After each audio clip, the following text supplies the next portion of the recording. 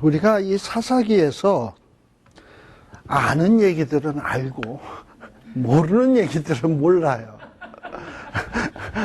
왜냐하면 사사 중에서 우리 주일학교 때서부터 많이 들었던 삼손 얘기, 뭐 기드온 얘기, 뭐 이 정도는 잘 아는데, 이제 입자 들어가는 얘기는 좀 알 듯도 하고 모를 듯도 하고, 뭐 그러다가 또 입자 들어가는 데다 입산이라든지 앞돈이라든지 이러면 이런 사사들은 도대체 뭐야? 이러고서 도대체 모른다고 또 이런 거는.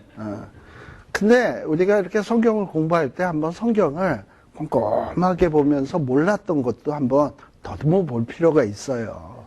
그러다 보면 그 안에 우리 하나님께서 우리에게 말씀하시고자 하는 어떤 이런 깊은 뜻들이 좀 있거든. 그래서 이런 거를 좀 새기고 가야지. 그죠. 성경을 보면서 모르는 거는 믿음으로 넘어가. 모르는데 뭘 믿어? 믿긴. 그렇잖아요. 모르는데. 그러니까는 우리가 성경을 이렇게 좀 한번 신앙생활 한 10년 이상 했으면 모르는 거에 대해서 막 안타까워하고 구석구석 뒤져가면서 좀 알려고 몸부림치는 게 좀 필요하다라는 생각이 좀 들어요. 그래서 이제는 맨날 그 수준에 머물러 있어서야 되겠습니까? 좀 오복함해야죠. 자, 12장입니다.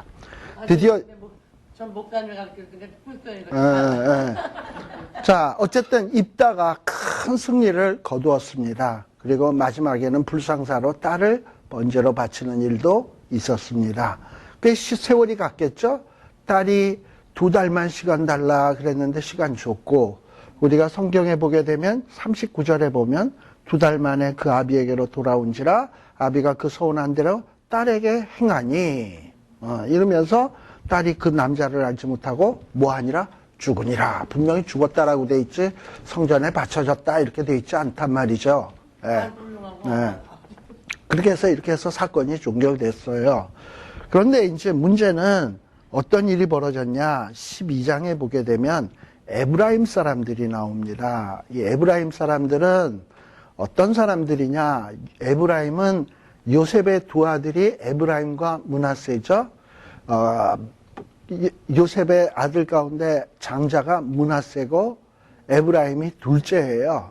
그럼에도 불구하고 나중에 야곱이 죽을 때 장자의 축복을 준 자가 누구냐면 에브라임 지파예요. 둘째에게 장자의 축복을 주었어요.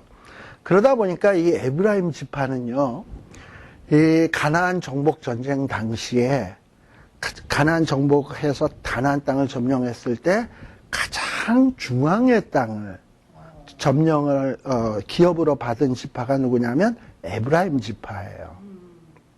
그때는 유다 지파가 아니었어. 아무튼 제일 중앙의 땅을 에브라임 지파가 가졌고,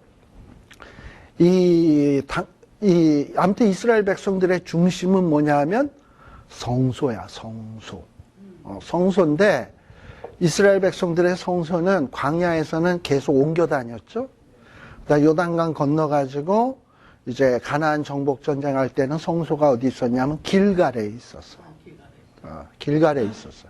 그다음 가나안 정복 전쟁이 다 완료된 다음에는 이 길갈은 요단강 근처고 조금 중앙이 아니라 변두리거든. 그러니까는 이 성소를 어디로 옮겼냐면 실로라는 곳으로 옮겼어요. 우리 실로라는 얘기를 많이 듣잖아요. 실로.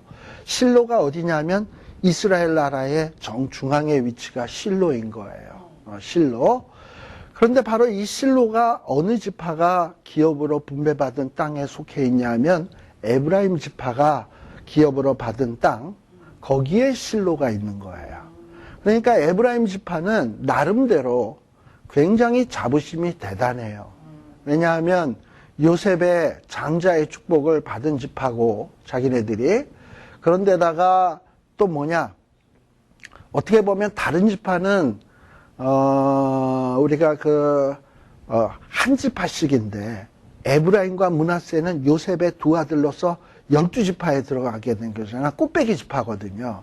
그러니까 자기네들이 어떤 지파보다도 우리는 꽃배기의 축복을 받았다라고 생각하는 사람들이 이 에브라임 지파예요.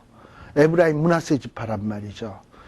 자, 그리고 실로가 중심이 자기네들에게 있고, 그러니까는 이 에브라임 지파의 이 자존심, 이런 것들은 대단해. 그러니까 얘네들은 항상 어떤 마음이 있냐면 모든 일들에 있어서 자기네들이 주도권을 잡고 이스라엘의 정치에 있어서 자기네들이 주도권을 잡고 자기네들이 모든 정책에 좌지우지하기를 원한다 이 말이에요. 그런데 암몬 족속들이 괴롭힐 때는 싹 뒤로 빠져 있다가 지금 누구야? 입다가 큰 승리를 거두었단 말이죠. 그래가지고 이제 입다가 어느 지파 사람이냐면 아까 길르앗의 아들이라 그랬잖아요. 기생의 아들. 길르앗은 누구냐면 므낫세 지파의 아들이거든요. 그러니까는 에브라임 지파에서 주도권이 므낫세 지파로 넘어가겠네. 길르앗 집안으로 넘어가겠네. 이러면 안 되지. 이런 생각이 딱 드는 거야. 그리고 전쟁을 할 때는 참여도 안 하고 있다가 이제 와서 전쟁에 참여하는 듯하고 왜 안 불렀냐 뭐 이렇게 하면서 자기네들의 어떤 주도권을 다시 가지고 오려는 행패를 부리려고 하는 것이 지금 에브라임 지파의 속셈입니다. 근데 에브라임 지파가 이렇게 하게 된 데는 이미 이전에 한번 재미를 봤거든. 언제 재미를 봤냐 하면은 기드온 때. 기드온이 300용사를 가지고 물리치고 났을 때도 기드온에게 와가지고 왜 너 우리 전쟁 났을 때 우리 안 불렀냐 이러면서 막 그냥 그 소리를 뻥뻥 쳤거든요. 근데 기드온은 어떤 사람이냐 하면은 굉장히 소심한 사람이에요. 그래서 바알신을 때려 부실 때도 백주대낮에 하지 못하고 밤에 그것도 종들 10명을 데리고 몰래 가서 바알신을 때려 부셨던 사람이 기드온이고, 그리고 마음이 얼마나 소심하냐, 과연 하나님이 저 적들을 내 손에 붙였나? 긴가민가 해가지고 양털을 펴놓고 이스라엘 요 양털에만 내려주세요. 그랬는데 내려주셨거든. 그랬더니 그것도 또 못 믿어서 양털만 빼고 나머지만 내려주세요. 이랬던 사람이 기드온이에요. 그러니까 이 기드온은 이렇게 소심하다 보니까 에브라임 지파가 막 그냥 혈기왕성하게 해서 왜 안 불렀냐 이러니까는 내 집에 만물 포도가 네 집에 끝물포도보다 못하다. 그러니까 내게 있어서 제일 좋은 것이 만물포도가 너의 끝물포도 제일 못한 것보다도 못하다.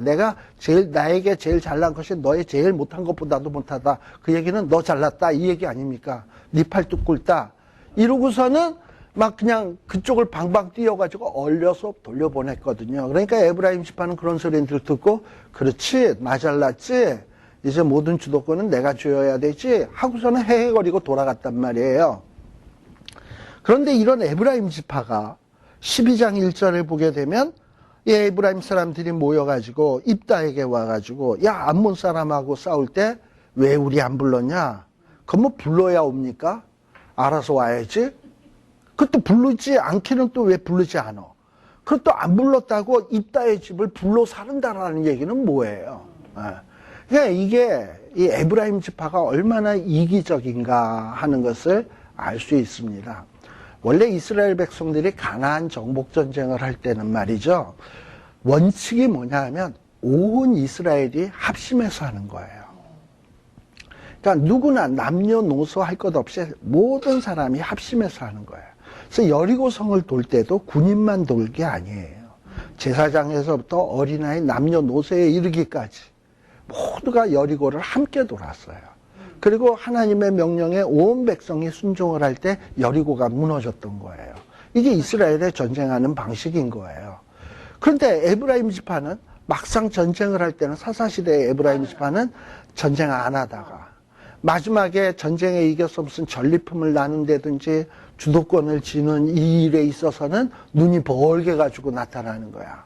그러니까 이 사사시대에 이런 온 이스라엘 합심 단결하고 모두가 헌신해야 되는 이런 어떤 마음들이 굉장히 식어버리고 자기밖에 모르는 이기적인 마음으로 팽배해지기 시작을 한 거예요. 이게 에브라임 지파예요.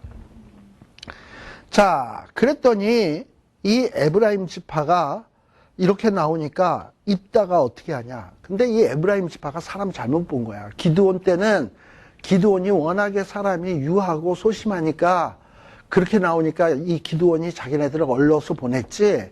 입다는 누구의 두목이라고요? 잡류의 두목이에요. 갱두목이에요. 근데 깽두목한테 와서 왜 우리 안 불렀냐? 너네 집을 불사르겠다 이러면 깽두목이 가만히 있겠어요? 지 집 불사른다는데? 예? 그렇잖아요. 그러니까 이게 사람 잘못 본 거야. 그러니까 이 입다가 열받은 거죠. 뭐라고 얘기하냐. 입다가 그리고 얼마나 경우를 따지는 사람입니까? 이것들 봐라. 진짜 지들이 힘을 합해야 될 때는 안 하다가 이제 나타나와서 이건 무슨 경우야? 이런 식이 되는 거죠. 그래서 이전에 보니까 뭐라고 얘기하냐면 내가 암몬 족속하고 목숨을 걸고 크게 전쟁을 할 때 내가 너희들을 불렀는데 너희들은 와서 우리를 도와주지도 않고 우리를 구원하지도 않고 그리고 내가 그렇게 암몬 족속을 싸우느라고 3절에 보면 생명을 돌아보지 않냐고 건너가서 암몬 족속을 쳤는데 그래서 내가 승리한 건데 이제 싸울 때는 안 싸우던 것들이 이제 와서 왜 나랑 싸우려 그러느냐 그리고 내 집에 불 지르려고 그러느냐 이랬겠지. 그러니까 이 입다가 요것들 봐라. 요것들은 고약한 놈들은 혼을 좀 내야 돼. 해가지고 이 4절에 보면 입다가 어떻게 했습니까? 길르앗 사람들을 다 모았다. 아까 암몬 족속과 전쟁이 끝난 다음에 시간이 좀 지났잖아요. 이 기간 동안에 길르앗 사람들이 다 헤어졌을 거예요. 그랬는데 입다가 저 에브라임 지파가 요따우로 나오는데 우리가 가만히 있어서 해야 되겠어? 길르앗 사람들 내가 두령이니까 우리가 가만히 있어서 해야 되겠냐? 그랬더니 길르앗 사람들 안 되지. 그 괘씸하니 안 되지. 해서 막 모인 거예요. 그래가지고 드디어 이 길르앗 사람들하고 에브라임 사이에 전쟁이 벌어졌는데 누가 이겼냐? 하나님은 양편 사이에서 판단하시는 하나님이거든. 아까 암몬 족속하고도 그랬듯이. 그러듯이 지금 하나님이 길르앗하고 에브라임 지파를 딱 보니까 이거 잘못된 건 누가 잘못됐어? 에브라임 지파가 잘못됐으니까 에브라임 지파를 길르앗 사람들의 손에 파셔가지고 길르앗 사람들이 크게 전쟁에 승리하게 되었어요. 그런데 에브라임 사람들은 뭐라고 말을 했냐? 길르앗 사람들은 뭐라고 얘기했냐 하면은 야 길르앗 사람들은 원래 에브라임 지파에 있던 자들인데 이들이 도망간 자들이다. 그리고 에브라임과 므낫세 중에 그냥 변두리 민족으로 존재하던 민족들인데 별 볼 일 없는 것들인데 지금 저렇게 입다가 두령이 되니까 잘난 척하고 있다. 이런 식으로 얘기하니까 길르앗 사람들도 자존심이 상하는 거죠. 길르앗은 당당하게 므낫세 지파의 자손이에요. 에브라임 사람이 아니에요. 그리고 에브라임 지파에서 뭐 빌어먹던 사람도 아니에요. 근데 이렇게 길르앗 사람들의 자존심을 건드니까 이 전쟁이 벌어지게 된 거예요. 그런데 이 사사시대의 어떤 이 면면을 볼 수 있는 내용이 뭐냐 하면 6절에 보게 되면 이 에브라임 사람하고 전쟁을 하는데 5절에 보게 되면 에브라임 사람들이 졌어요. 그래서 이제 에브라임 사람들은 막 도망을 가니까 길르앗 사람들이 길목 또는 배 타는 나루통마다 거기에서 지키고 있어. 그런데 뭐 에브라임 사람이라고 이마에 에브라임 하고 쓰고 다니는 거 아니잖아요. 그러니까 딱 봐서는 에브라임 사람인지 무슨 사람인지 모른단 말이지. 그러니까 이 사람들이 에브라임 사람 아닌 척하고서는 배 타고 도망들을 간단 말이죠. 그러니까는 이 길르앗 사람들이 에브라임 사람인지 아닌지를 알아보는 방법이 뭐냐면 너 시볼렛 한번 해봐. 그래서 시볼렛 부드럽게 발음을 하거나 강하게 발음을 하면 그걸 가지고 에브라임 사람인지 아닌지를 분간을 한 거예요. 예를 들면 오늘날에 보면은 경상도 사람에게 쌀 해봐. 그럼 쌀 해봐, 쌀. 이렇게 얘기하잖아. 그러듯이 이게 경상도 사람인지 아닌지를 해보면은 쌍시옷 발음 해보라 그러면 알거든. 그러니까 그런 식으로 여기 6절에 보면 시볼렛이라 이렇게 발음을 하라고 그러면은 이 시볼렛이라고 못하고 쌍시옷 발음자 나는 말로 하는 거야. 그러면 이게 뭐냐면 에브라임 사람인 줄 알고 잡아 죽인 거예요.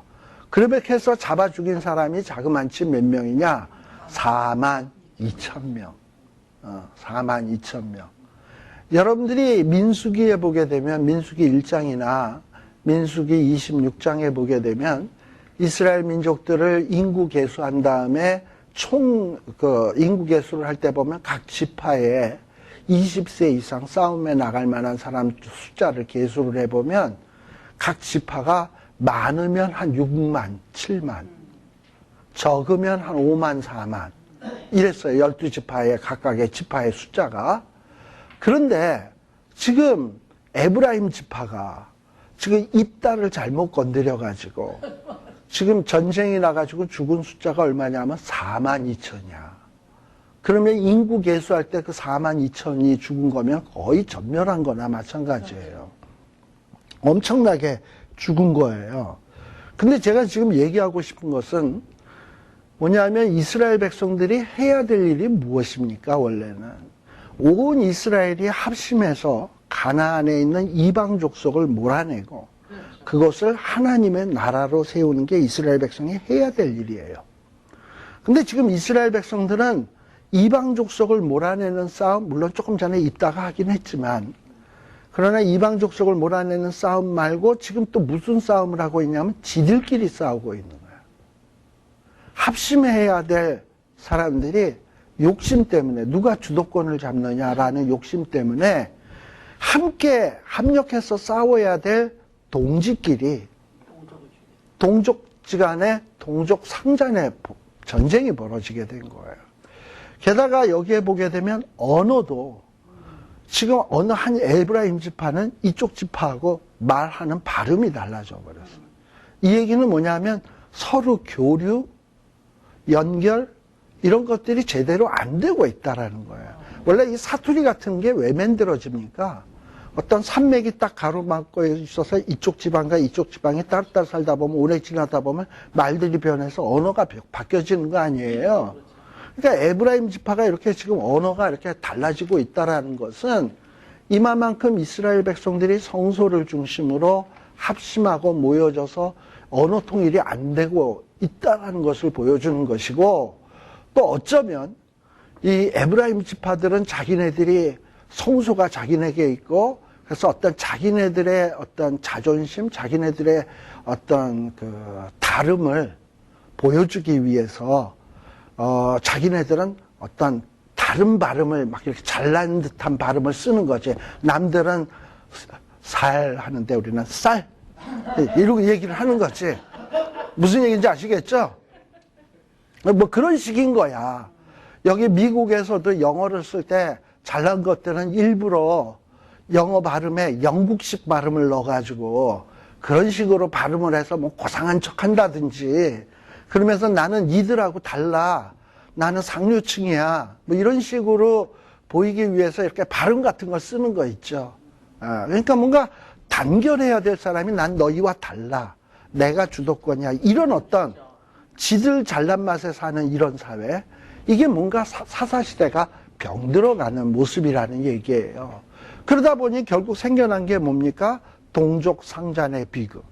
그래서 서로가 이들이 합해가지고 이 악한 것들을 몰아내야지 왜 지들끼리 싸우냔 말이지. 지들끼리 싸워서 4만 2천 명이 죽냐 말이죠.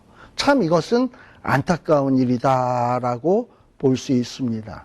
아무튼 이런 비극적인 일들이 벌어졌어요. 근데 이런 비극적인 일들이 오늘은 없습니까?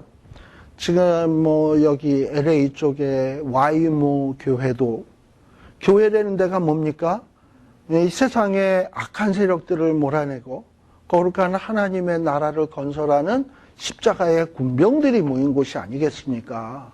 그런데 이 십자가의 군병들이 서로 마음을 모으고 합심하여 기도하고 단결돼서 그런 일 하기도 바빠 죽겠는데, 누구는 당회장파, 누구는 장로파 해가지고 파가 갈려져가지고 서로 성명서나 내고, 이제 이게 조금 심해지면 법정으로 갈걸? 아유, 웃기는 일들이 생긴단 말이죠. 이래서는 안 된다는 얘기예요. 근데 이런 일들이 다 뭐의 재현이냐면 사사시대의 못난 모습의 재현인 거야. 그래서는 안 되는 거야. 그쵸? 만일에 그런 일이 생겼다 그러면 모든 어떤 성도와 어떤 목회자와 장로들과 이런 사람들이 옷을 찢으며 하나님 앞에 통회하며 기도하면서 우리를 하나 되게 하소서, 우리가 싸워야 될 대상은 우리가 아니라 저 악한 것들입니다 하고 기도해야지. 그렇잖아요? 누가 그쪽 사람들이 들으면 이렇게 얘기하겠네. 말은 쉽네. 이러고 얘기하지만 그게 진리인 거예요. 그렇잖아요. 근데 이런 것들이 제대로 안 되어지는 것이 참 속상하다라는 거예요. 전도서에 보면 해 아래 새 것이 없다고 보니까는 사사시대에 있었던 일이 오늘에 또 있고 또 있고 또 있고 그냥 계속 이러는 거야. 근데 그런 계속 반복되는 것을 보면서도 교훈을 교훈으로 받아들이지 못하고 가르침을 가르침으로 받아들이지 못한다면 그건 마치 뭐와 똑같은 거냐면 돼지에게 진주를 던지는 것과 같고 개에게 어떤 이런 것을 던지는 것과 같지 않겠습니까? 그렇잖아요. 자, 그러면서 어쨌든 입다 때 이런 일이 있었다라는 얘기예요. 비극적인 일이죠. 자, 그래서 이 입다가 7절 입다가 사사가 된 지 6년이라 길앗 사람 입다가 죽음에 길앗이 이제 장사 치러지게 된 거예요. 자, 그래서 이 입다의 시대가 끝이 났습니다. 그러면서 이제 요 8절에서부터 15절까지는 이제 또 조그만 사사들, 저는 그래서 메이저급 사사, 메이저리그 사사, 마이너리그 사사 이러거든요. 근데 이 사사들은 뭐냐면 마이너리그 사사들이야. 마이너리그 사사에는 누가 나오냐? 8절에 보면 입산이 나오고, 그 다음에 또 마이너리그 사사에는 11절에 보면은 누가 나오느냐? 거기에 보면 엘론이 나오고, 그 다음에 13절에 보면 또 누구냐? 비라돈 사람 힐렐의 아들 압돈, 이런 사사들이 나와요. 근데 진짜 이 사사들이 왜 마이너리그 사사냐? 내용이 되게 짧아. 그래서 마이너리그예요. 자, 마이너리그인데 그렇다고 해서 이 사람들에게서 우리가 뭐 이렇게 교훈을 받을 게 없냐? 그렇지 않아요. 여기에 보게 되면 8절에 보면 최소한 저기 누굽니까? 이 입다 같은 경우에는 길르앗의 아들이라고 돼 있죠? 아버지의 이름이 나왔잖아요. 그런데 입산 같은 경우에는 뭐라고만 나옵니까? 베들레헴 입산. 이렇게 나오죠? 그러니까 이 입산이라고 하는 자는 어느 지파 사람인지, 아버지가 누구인지, 이런 걸 전혀 알 수가 없어요. 자, 이 얘기는 뭘 얘기를 해주는 거냐면, 가나안 땅을 정복한 다음에 각 지파에게 땅을 나눠줬어요. 그래서 어느 땅 하면 어느 지파의 어느 집안의 땅, 이게 정해져 있어요. 그런데 사사시대를 거치면서 이스라엘 백성들이 이방의 침략도 받고 이러면서 살기가 힘드니까 자꾸 피난을 가. 대표적인 케이스가 이제 우리가 단지파 같은 경우 있죠. 단지파 같은 경우에는 이제 삼손 얘기 나올 때 소라가 나옵니다만 거기가 원래 자기네들의 땅이에요. 근데 자꾸 블레셋 사람들이 괴롭히니까 그 땅을 버리고 저 북쪽 라이센이라고 하는 곳으로 이사를 가버렸어요. 그러니까 하나님이 주신 선물의 땅, 기업의 땅을 버리고 딴 데로 이사 가는 거야. 살기 좋은 땅으로. 그리고 우리 룻기에 보게 되면 누가 등장을 합니까? 거기에 보면은 나오미의 남편 엘리멜렉이라고 하는 사람이 있어요. 이 사람은 유다 베들레헴 에브라 사람이에요. 근데 이 자가 가나안 땅에 흉년이 드니까 살기 힘들어서 사사시대에 룻기 1장 1절에 나오는 얘기예요. 사사시대에 살기 힘들어서 유다 베들레헴을 떠나서 어디로 이사를 갔냐? 모압 땅으로 이사를 갔어요. 그러니까 자기의 기업의 땅을 버린 거죠. 자, 근데 이렇게 자기의 기업의 땅을 버리고 어디로 이사를 갔을 때 그 동네 사람들이 너는 누구냐? 이러고 얘기했을 때 나는 뭐 베냐민 지파의 누구의 아들 누구입니다 라고 얘기할 수 있겠어요? 지금 자기의 있던 땅에서 쫓겨나다시피 도망쳐 나온 사람이 모자랐다고 자기네 조상의 이름을 들먹이며 그리고 자기가 있었던 고향을 들먹이겠어요? 그렇죠? 네. 그렇게 그러니까 옛날에 우리 이북에서 넘어온 사람들이 이제 그 부산에 우리 국제시장 같은 거 영화도 봐서 알겠지만 이런 국제시장 같은 데서 월남한 여자분들이 먹고 살기 위해서 이렇게 무슨 이제 막 장사도 하고 식당에서 일도 하고 이러잖아요. 그럼 식당 주인이 당신 어디서 왔어? 뭐 이러고 물어보면 그런 거 얘기하기 싫으니까 그냥 개성에서 왔으니까 개성댁이라고 불러줘요. 이름은 뭐예요? 일단 이름 그런 건 뭐 필요 있어요? 개성댁 하세요. 개성댁 되는 거잖아요. 그것처럼 지금 입산이라고 하는 사람도 뭔가 기업의 땅을 떠나서 떠돌이 생활을 하다가 베들레헴에서 살았던 것 같아. 그러니까는 이 사람의 호칭이 뭐냐면 베들레헴 입산이야. 이해되세요? 예. 자, 그러니 이렇게 출처도 분분명한 사람이 지금 뭐가 됐다? 사사였다. 근데 사사가 돼서 어떤 권세 있는 자리가 되다 보니까 어떻게 됐냐? 애가 몇 명이냐면 아들이 30, 딸이 30. 그러면 합이 얼마죠? 60명이에요. 부인이 한 명일까요? 여러 명일까요? 60이니까. 그렇죠? 부인이 여럿이었을 거예요. 그러니 입산이라고 하는 사사도 뭐냐면 그 당시에 일부 다처제도, 특히 힘이 있고 부자들은 부인이 많을수록 자기의 명예와 부귀를 자랑하는 것이 됐잖아. 아마 그랬던 것 같아.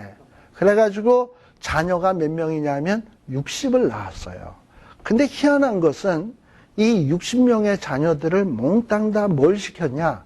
인터내셔널 메리, 국제 결혼을 시켰어요.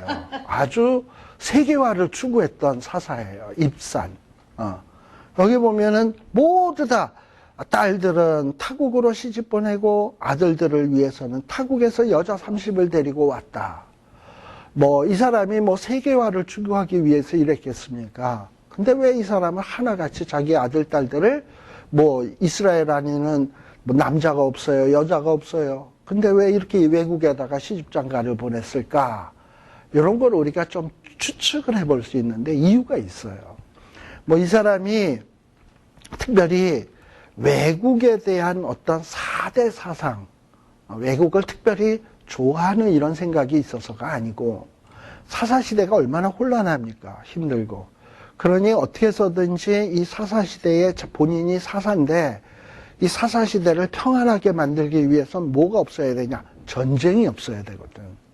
그러니까 전쟁을 없애는 제일 좋은 방법은 뭐냐면 저쪽 나라의 공주를 이쪽에 아들하고 결혼시키고 내 딸을 저쪽의 왕자와 결혼시키고 해서 모두를 주변에 있는 나라를 사동국가로 만들어버리면 어떤 전쟁의 위험에서 벗어날 수 있지 않을까 하는 어떤 사사 나름대로의 정치적 판단에 의해서 이렇게 자녀들을 결혼시킨 것이 아닐까 이렇게 추정을 해볼 수가 있어요. 그렇다면 문제가 뭐가 되느냐 하면 성경에서는 환난 날에 누구를 부르라? 하나님을 부르라. 우리 선지서에서도 보게 되면 오홀리와 우리 에스겔서에 보면 오홀리와 오홀리바가 나오죠. 이 사람들이 질타를 받는 이유가 뭡니까? 애굽 의지하고 아수르 의지하고 하나님 의지해야 되는데 엉뚱한 강대국들을 의지하는 것을 갖다가 음녀에 비유하면서 오홀리아와 오홀리바라고 얘기하잖아요. 그것처럼 하나님을 의지해야 될 존재들이 하나님을 의지하지 아니하고 세상 나라의 도움을 의지해서 그것도 결혼 동맹이라고 하는 걸 통해서 세상 나라를 의지해 가지고 뭔가 나라를 평안하게 하려고 한다? 이것은 하나님이 절대 기뻐하시는 일이 아닌 거예요.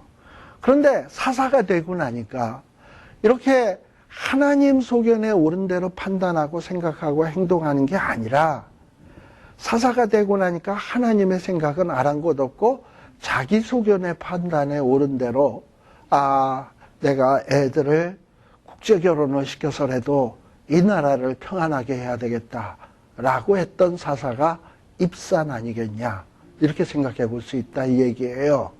자, 그 다음에 그가 사사가 된 지 7년이에요. 그리고 입산이 죽음에 베들레헴에 장사됐어요. 그러니까 이 사람은 뭐 특별히 한 일이 없어.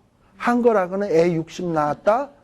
60 낳은 거 몽땅 국제 결혼시켰다. 물론 나름 판단은 유다의 평화를 위하여, 이스라엘의 평화를 위하여 이렇게 했겠지.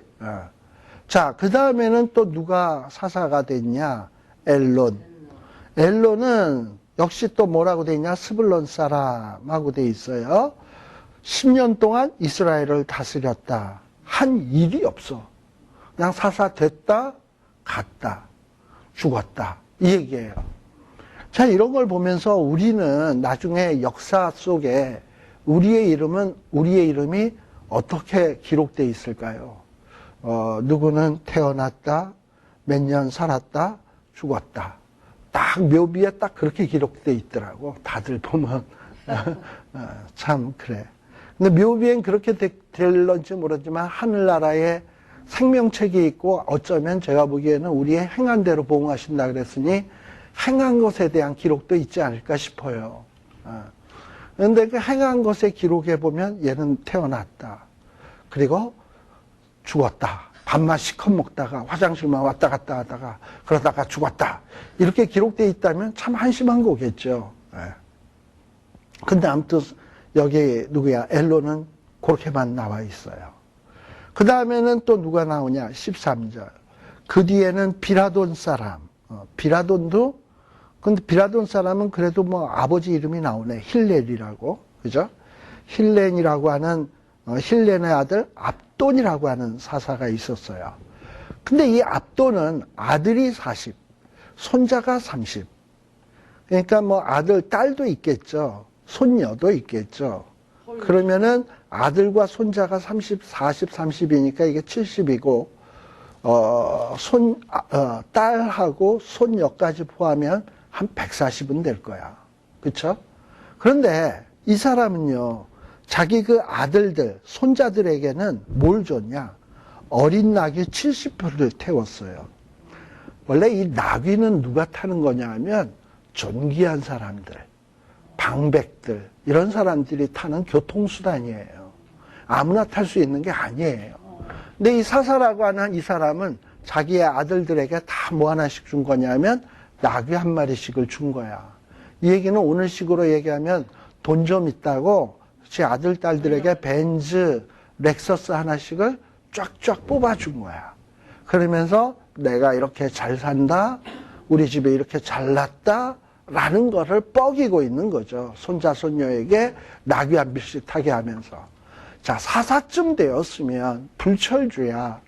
어떤 나라와 백성을 위해서 고민하고 자기는 설사 가난해진다 하더라도 나라와 백성을 위해서 헌신의 모습을 보여야지 권력을 이용해서 치부하고 그 치부한 것을 자랑하기 위해서 아들, 딸들에게 벤츠 뭐 이런 거로 뽑아준다? 이거는 지극히 그 정치 지도자로서 수준이 아주 미천한 거란 말이죠. 그러면서 자기를 드러낼 게 그것밖에 없어요. 그러니까 이런 한심한 시대가 뭐냐? 사사시대였다라는 것을 보여주고 있는 내용입니다. 그래서 이 사사시대, 이런 모습이, 이런 마이너리급의 이런 사사들의 모습이 어떻게 보면 오늘날을 살아가는 사람들의 모습이 아닐까 싶어요. 그저 전쟁을 면하기 위해서라면 우리 신명기 7장 같은 데 보게 되면 말이죠. 신명기 7장에는 분명히 뭐라고 얘기가 돼 있냐? 7장이요? 네.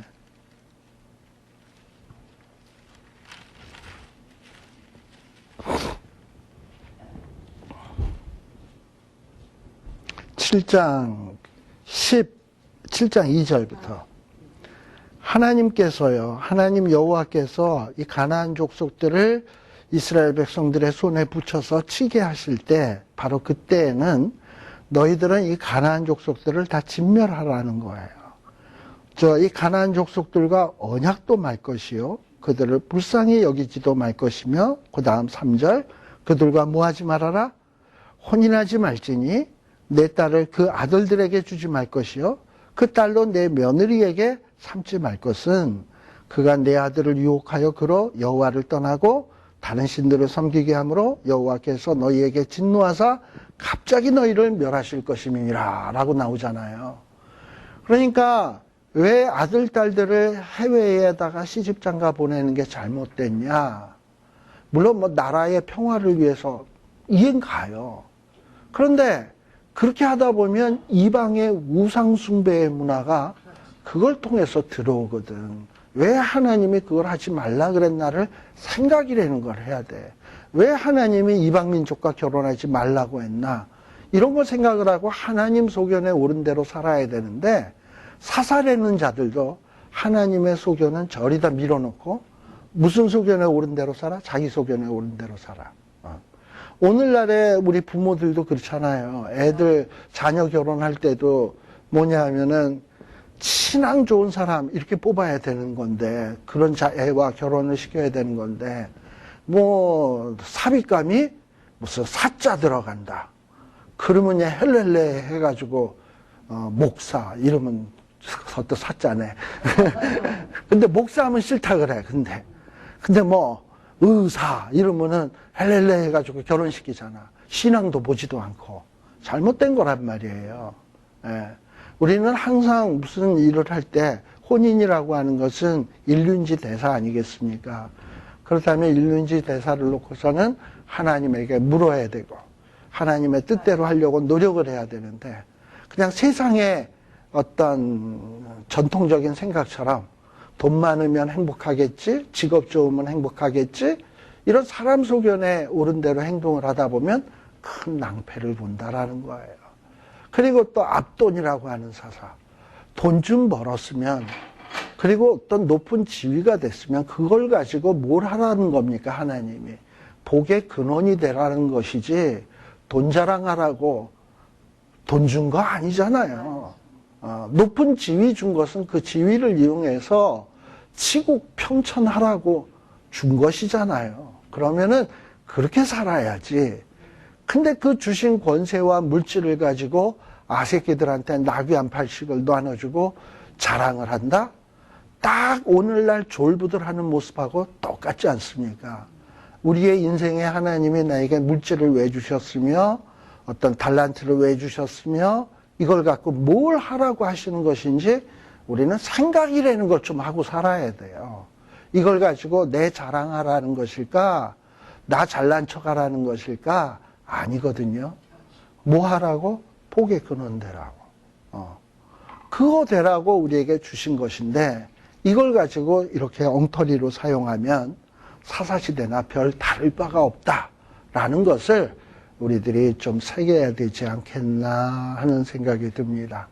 좀 뭐 약간 10분 그렇습니다만 오늘 사람이 많이 안 왔기 때문에 계속 진도 나가면은 또 다음번에 오는 사람들이 또 쫓아오기 힘드니까, 특히 또 이 13장에서부터는 삼손 스토리예요. 근데 이 삼손 스토리는 굉장히 사사기에서 중요한 파트거든요. 그리고 어떻게 보면 이스라엘 역사 전체 역사의 축소판과 같은 내용이 삼손 스토리예요.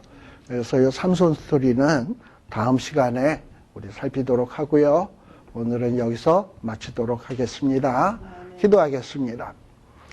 하나님 아버지 감사드립니다. 참 이런 사사기의 말씀들을 통해서 과연 어찌 사는 것이 하나님의 백성답게 사는 것인지 우리에게 이렇게 거울로서 보여주시니 감사합니다. 이 말씀을 머릿속에 지식으로 끝내지 말게 하여 주시고 주야로 묵상하게 하여 주시고 내가 깨달아야 될 내용이 무엇인지 마음에 새기게 하여 주시며 참으로 이 세상에 살아갈 때마다 이 말씀 생각나게 하시고 하나님이 원하시는 방식대로 하나님의 소견에 옳은 대로 우리의 인생의 발걸음을 한 걸음 한 걸음 내디뎌가는 우리들이 되게 하여 주시옵소서. 예수님 이름으로 기도드립니다. 아멘.